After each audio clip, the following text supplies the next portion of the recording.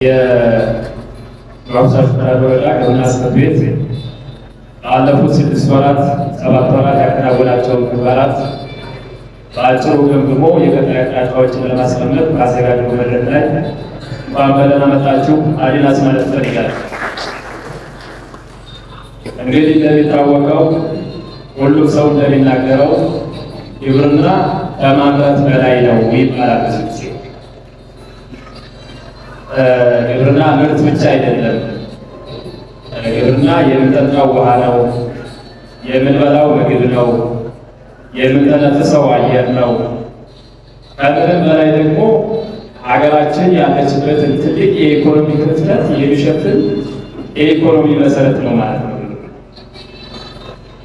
ከዚህ ባሻገር ስናየው ግብርናችን የህልውናችን ጭምር ማረጋገጫ ነው። የኢትዮጵያ ህልውና የሚረጋገጠው ከተረጅነት ነፃ ሆኖ የኢትዮጵያ ሕዝብ ምርት አምርቶ ራሱ ሲችል፣ ከዚህ ውጭ ራሷን ያስከበረች ሉዓላዊት ሀገር ልትሆን አትችልም። የኢትዮጵያ በእርዳታ ውስጥና ማለት ነው በምግብ ሰበዳ። ስለዚህ ኢትዮጵያ ከማምረት በላይ ነው የሚባለው በእነዚህ ምክንያቶች ነው። ይህ በመሆኑ ምክንያት የሀገራችን መንግስት ለግብርናው ዘርፍ በጣም ከፍተኛ ትኩረት የሰጠ መንግስት ነው። 5 ዋና ዋና ዘርፎች ተለይተዋል ለሀገር ትኩረት የሚሰጣቸው። ከእነዚህ 5ቱ የትኩረት መስኮች ውስጥ ግብርና የመጀመሪያው ድርሻ ይወስዳል ማለት ነው።